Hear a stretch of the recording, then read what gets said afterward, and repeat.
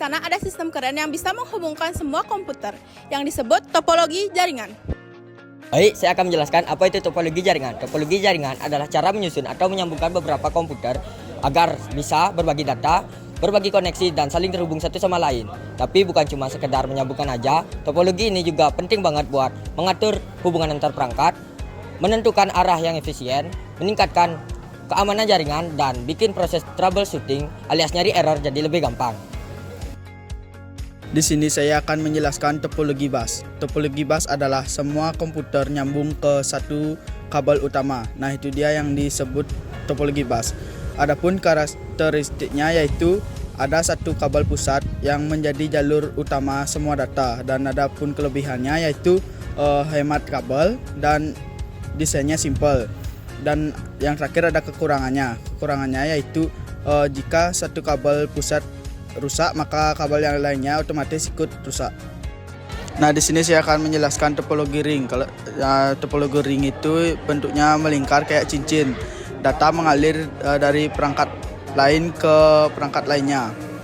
Adapun karakteristiknya yaitu nyambung melingkar. Biasanya pakai kabel RJ-45. Dan kelebihannya yaitu gampang dirancang dan terstruktur. Dan kekurangannya yaitu kalau salah satu mode rusak dalam data. Yang ketiga ada topologi star. Nah, topologi ini nih yang paling populer. Jadi semua perangkatnya itu terhubung kepada satu pusat utama, biasanya switch atau hub. Nah, karakteristik dari jaringan ini adalah menggunakan kabel UTP. Jadi semua perangkat itu terkoneksi kepada satu node pusat. Nah, untuk kelebihannya itu ialah jaringan ini mudah dikembangkan, dan kekurangannya itu menggunakan banyak kabel, dan jika perangkat utama rusak maka semuanya ikutan rusak dan error. Selanjutnya ada topologi tree. Nah, topologi ini sangat mirip seperti pohon. Jadi ada satu pusatnya dan ada cabang-cabangnya. Untuk karakteristiknya itu adalah memiliki struktur bertingkat atau hierarki, dan kelebihannya itu masalah di sini gampang diidentifikasi. Namun kekurangannya adalah instalasi dan perawatan yang lebih mahal dari topologi lainnya. Nah, selanjutnya kita masuk ke topologi nomor 5, yaitu topologi mesh. Nah, topologi mesh ini cocok untuk jaringan yang butuh performa tinggi karena seluruh perangkat itu digabungkan. Untuk karakteristik dari topologi mesh sendiri yaitu redundansinya tinggi, sehingga misalnya nih ada satu jalur yang error, kita bisa pakai jalur lain. Nah, selanjutnya ke kelebihannya.